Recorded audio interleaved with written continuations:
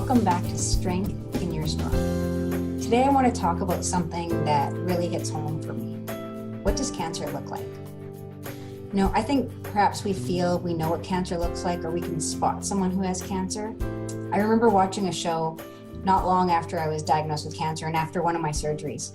And the comment made was something like, I didn't know they were sick. It's not like they have cancer. You can tell when someone has cancer. And I remember hearing that comment and it bothered me, to be honest with you. I thought, what does that mean, you know what cancer looks like? I don't think personally you could tell what cancer looks like. When my dad was going through cancer, he didn't look like it. When my mom was going through cancer, she didn't look like it. Nowadays, when people are on chemo pills and things like that, they don't lose their hair. People are going through cancer and they look just like anybody else. You can't tell. So when I heard that comment that, well, it's not like cancer, you can tell what that looks like.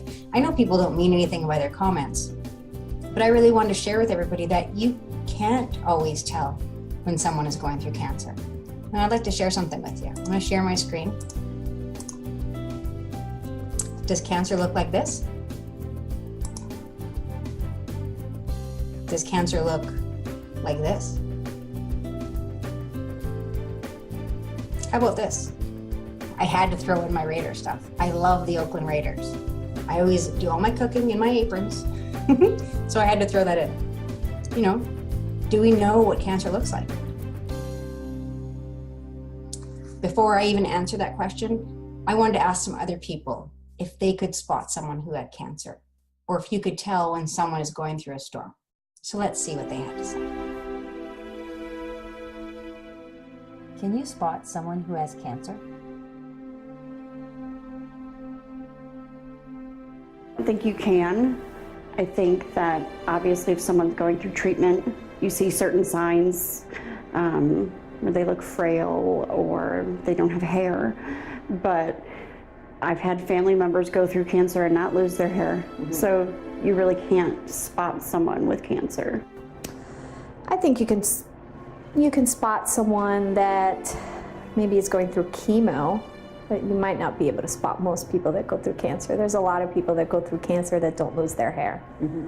So there's a lot of people struggling with cancer that you can pass them by and you'd have no idea. Mm-hmm. Well, you think you can spot someone if they have maybe no eyebrows, no eyelashes, and no hair. But if you were to just look at someone walking down the street, no. You probably can. Most people that are battling cancer, for the most part, I bet you don't see symptoms or the effects of chemotherapy, which is pretty eye-opening if you think about it, because you never know what people are battling in their lives, and you're probably walking past many people who are battling cancer and you wouldn't even know it unless you stopped and had a conversation with them. Yeah, you're exactly right. From the day I was diagnosed with cancer to after surgeries, I looked exactly the same. You couldn't tell by looking at me that I was going through anything.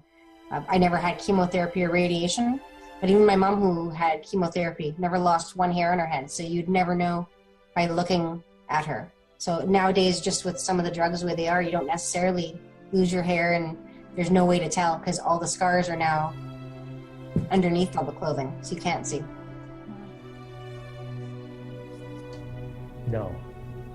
No.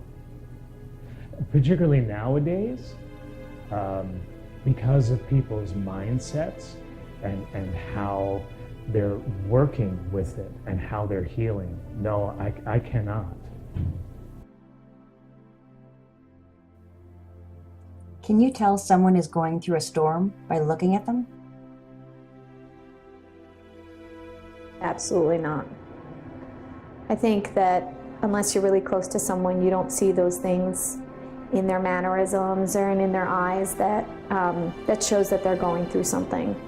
I think for the most part, if our relationships aren't deep, it's very easy to miss that somebody's going through something. Mm-hmm. Define storm. Storm would be someone going through a challenge in their life, like a divorce, a separation, some kind of illness. I think you can see things when people are distressed, maybe they're thinking too hard, or let me clarify that.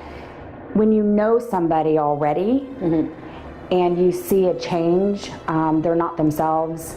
Like someone like me, I'm super talkative, kind of out there. If I started not talking as much, kind of keeping to myself, which is outside of my personality, I think that if you knew someone and you saw a shift like that, of course, I can see that. Other than that, just someone walking through the street, no. I think some people are really good at hiding it and some people aren't. So some people that are usually love crowds and they're a good time and they seem to be going through something and you don't see them, you don't hear from them. In that respect you can tell, but other people are just really good at hiding it and you just don't know, but you have to make the effort to know if someone's going through something. Agreed. I think it depends on the person. It depends how they choose to go through the storm. If they're thinking they're not successful, it'll show, because what you think shows, what you think happens. But if they're weathering the storm and managing it, then there's this energy of victory about them. So the answer to the question, yes and no.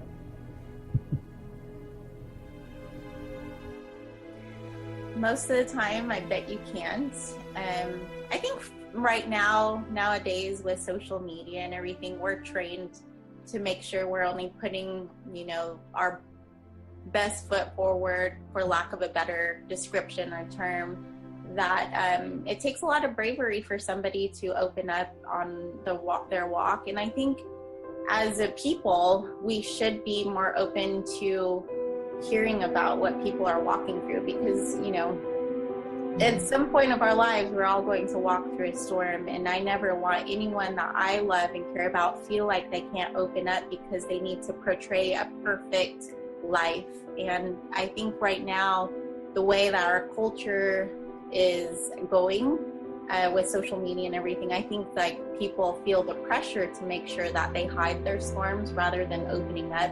And what I feel like is ironic about sharing your storm is it actually ends up empowering the people around you, especially if you come at your storm at the angle of, I'm not a victim, but I'm a victor. And this is what I'm going through, but I still have hope. I'm a strong person. And I think when people witness someone that could go through that, rather than having this life that's, everything is so perfect all the time, like, I think people could relate to you more, especially if you're a leader and you're able to open up your life and what you're going through with that perspective to people. It really empowers other people. Yes, well said. I agree.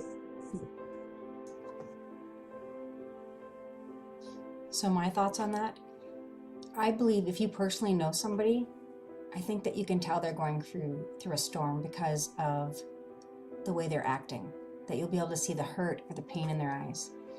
The eyes are the window to the soul. There's people I meet that I don't even know, and when I look into their eyes, I can see that there's hurt and pain. And those are the people that I will open up to right away and share about my cancer and what I've been through and how I leaned on my faith. It's when we ask God to open our eyes to see what he wants to show us, to ask when he puts somebody in our path that day, that we know we are supposed to talk to them about our journey. Like I said, when I get up in the morning, I do not leave my bed until I thank God for another day. I thank him for everything around me. And I ask him if there's somebody I'm supposed to share my story with, that he puts them in my path, and that my eyes are open to see them and my ears are open to hear that they need encouragement. And that's really, really important. I want to share a story with you. It was right after my bilateral mastectomy. I had it on April 15th, 2014. And 2 days later, I came home from the hospital. And as soon as I got home from the hospital, I remember Aaron set me up in a chair, got me something to drink, gave me the remote, gave me a painkiller, and his phone rang. And I knew as soon as the phone rang what the call was. It was that gut feeling I had again. And the call was from my sister saying that my mom had passed away. all I saw in that moment was I was so thankful that I was able to go through surgery and get out the other side. It was almost like she waited. You know, like even though I never told her that I had breast cancer, I thought it would be too painful. I thought there's no need for it. It's like she knew. She waited until I was out of surgery. She waited until I got home and that I was comfortable, and then she went. And it's like she was a mom till the end. It's like she knew. She saw I was home and she could go in peace. And I still believe that even though I never told her, she knew something. You know, when you're a parent, especially for me being a mom, I know when something's going on with my kids. And even when they don't tell me, you can tell. I believe my mom knew something was wrong, even though she had all the medications and she was affected by those medications in her mind and everything else. I still believe she knew something was going on, even though I was in Texas and she was in Canada. The miraculous thing about that is within the week, I decided that I needed to go and be up in Canada for the funeral. I had prayed and asked God, please, whenever my mom passes away, let it be at a time that I can just go and have closure and say goodbye. That was very important to me. So I got clearance from the doctor to travel. Aaron had to stay with the boys, so I traveled by myself to Canada. I think it was 6 days after my bilateral mastectomy. I still had tubes in from the surgery. The doctor said I need to have a wheelchair going from place to place. And I said, that's fine, whatever I had to do. I knew that I could lean on God for my strength and I could get through traveling on the plane, being in pain, everything else. I stopped taking the heavy medication. I just brought Tylenols with me. And I thought that would be good enough because I wanted to be coherent. I wanted to make sure I knew what was going on when I was traveling. And I remember, you know, we talk about what does cancer look like and can you tell when somebody's going through a storm? I remember sitting in the wheelchair in the areas and people whispering behind me. Because in the airport, you know, they have certain seats for wheelchair. And most of the time when you see people sitting there, they're older, correct? It's not, that's kind of judgy, but they're usually older or they have a cane or there's something obvious. Well, there I was, looking pretty much like I do right now, maybe a little pale because I had surgery. I was wearing one of Aaron's shirts. It was very long, so you couldn't see my tubes hanging out or anything. But there I was sitting in the wheelchair zone, and people were whispering behind me, I can't believe she's sitting there.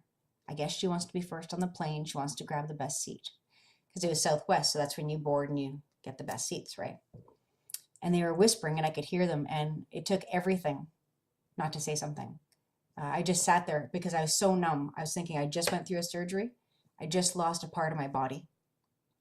And I just lost my mother. Like there was just so much loss in that week.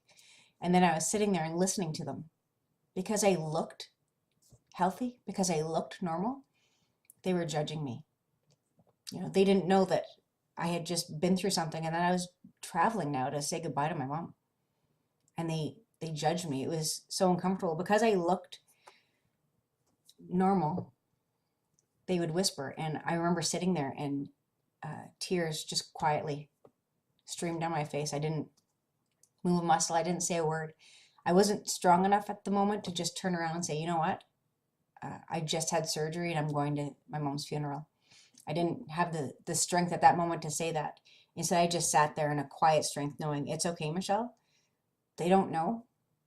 And if you don't start sharing your story, people won't know. It was almost like God working in me saying, how can people know or learn if you are not opening your mouth and sharing? I could have easily turned around and said, you know what? I can hear you. I actually just had surgery less than a week ago, and now I'm traveling to see my mom who just passed away in Canada. Don't you think that would have been a great lesson for that whole family? It would have been, but that was my missed opportunity. I still kick myself. I should have said something, but I just wasn't quite brave enough yet. And I am now. Now when people say things, I will speak up a little more. It's important for people to know because they don't know what they don't know. People genuinely mean well. I don't think that when things come out of people's mouth that they're looking to hurt anybody. It's just sometimes they don't understand or they don't know the circumstance. And how can they if we don't share things?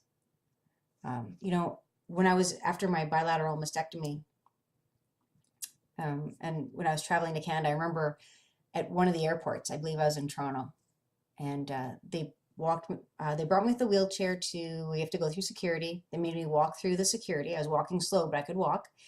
And I got back in the wheelchair and they said, please wait in this area. Someone will come and push you to your gate. And I said, no problem. So I sat there, and then some other people would come in wheelchairs, older than me, like over 60, over 80, over 90, like much older than me, like double or triple my age. Not triple, double. They would come, somebody would come get them, bring them off to their gate. Somebody else, and I sat there for maybe 20, 25 minutes. And I was, you remember, I mean, especially at a surgery and then losing a parent, I was traveling alone. I was beyond emotional. Like I was praying every second not to lose it as I was in all the airports. And I was sitting there, and one of the attendants came by, somebody that worked there, and I said, excuse me, I said, is this where I'm supposed to wait to have somebody help me to my gate? And she said, what are you waiting for someone for? And I said, I need help to the gate. And she said, can I see your ticket? And I said, sure. And I said, what do you need to see? What do you need to see? And she's like, well, I need to know that you're actually wheelchair. And it was almost like that last straw. My eyes filled up with tears. And I just looked down. I was going through my purse, and her whole demeanor changed, because I was just so vulnerable. I just thought, why are people not helping me? You know, I'm in a wheelchair. Does that not say that I need help? I showed her my ticket, and she just apologized. She said, I'm so sorry. She said, I just assumed because you were young that you were just sitting here waiting for somebody. I had no idea that you were the one who needed help. She apologized over and over again as she pushed me to my gate, and I shared with her that I was going for my mom's funeral and I just had a surgery. And she said, I promise you that I will never judge someone again just by looking at them. She said, I did that with you. She said, she goes, I was actually making comments wondering why you'd be sitting there and what you were waiting for. She said, instead of me coming over and just asking you. She said, thank you for stopping me and for helping me. Because in her eyes, I helped her. Because she looked at me and judged me. Thought, what are you doing? Because you can't see. Even when you're sitting in a wheelchair, people judge. They think, what do they want? You know, what are they looking for? It's not until you stop and take a moment to find out that you could learn that people are going through things that you have no idea. You know, that was a huge storm, but scars are on the inside. Scars were underneath my clothes. I had tubes underneath my clothes, but to the outside world, I looked great. People, when I got to the funeral, I saw like so much family, because we have prayers a day before. We're Italian, so we have prayers, and then the day of the funeral the next day. And people were saying, I can't believe you just had surgery a week ago. Like, I had good color in my face, I looked good.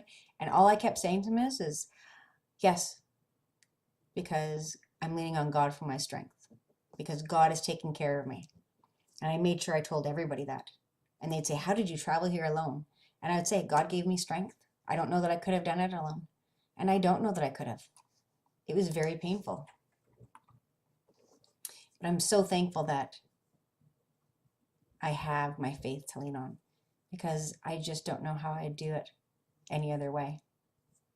You know, that's why it's so important not to judge.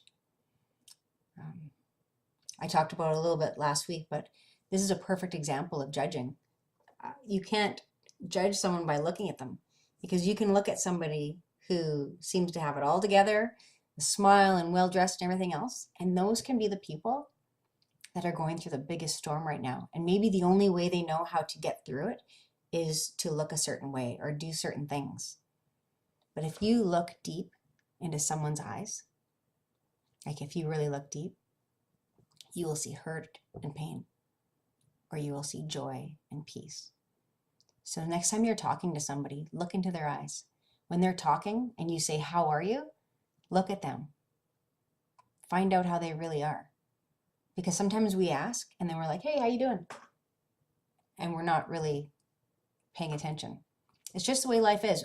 We don't mean anything by it. We're busy. We have our phones. We're texting. We're doing stuff. We got to go. We have meetings. But if we're going to ask somebody how they are doing, then stop and wait for their answer. And then look into their eyes and see how they are doing. Because they just might need a little word of encouragement from you today. They might just need to hear from you, I hope you have a wonderful day. Or your day's going to turn around and it's going to be a beautiful day today. And that might be all they need. to encourage them. And you can be that difference maker. It really is important to do that with other people. You know, everyone we meet is going through some kind of storm. Everyone you cross paths with, everyone that you see, they're going through some kind of storm. Sometimes they're going through little storms that day. Sometimes they're going through a huge storm that is changing their life. Most things are on the inside and you can't see them. So it's so important that when you meet some people and you're interacting with people on a daily basis, that you show an extra ounce of grace. Somebody might be a little short with you when you're checking out at a grocery store, or have a sad look on their face. Instead of thinking, man, you're a Grumposaurus Rex, why not talk to them? Smile at them, because when you smile, what's going to happen? They're going to smile. When somebody smiles at me, I smile back. It's automatic. I love it. So I try to do the same thing to people. I'll see them and I'll smile and be like, hey, how are you doing today? And then I wait for them to actually answer. And then I listen to what they say. And I'll say, have a wonderful day.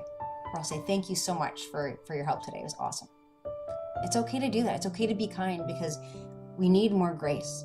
We need more kindness in the world. We need more encouragement. We need to be lifting each other up. It's so important. There's so many things going on, and there's so many people walking through hard times right now, that if we could go that extra mile and just show that grace and show kindness, what's that going to do to the world? It's going to be pretty amazing, if you ask me. I think that's all people are looking for. I know that it makes my day. Would it make yours? If it would, go and do that with someone today. You know, today's episode was very important because I need to talk about what does cancer look like. Because to me, cancer doesn't have a face. It knows no age. It knows no person. It can attack anybody. It's the same thing with a storm. How do you know when someone is going through a storm? You don't always know.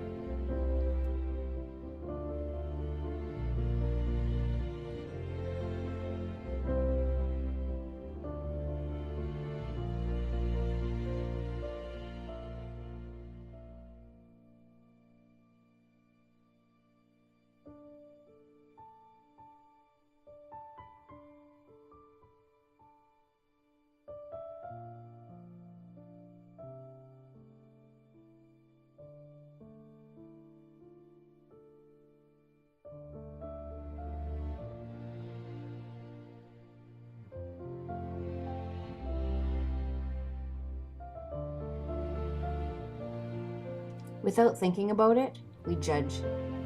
We judge how people look, what they may be wearing, driving, drinking, eating, or a place they may be at. Even people who are least judgmental judge.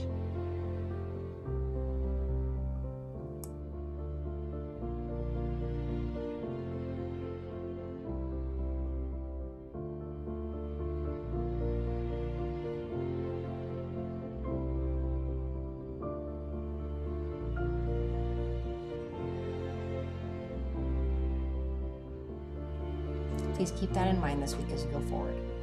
See you next week, same time, same place, where I pray that I can help you find strength in your storm.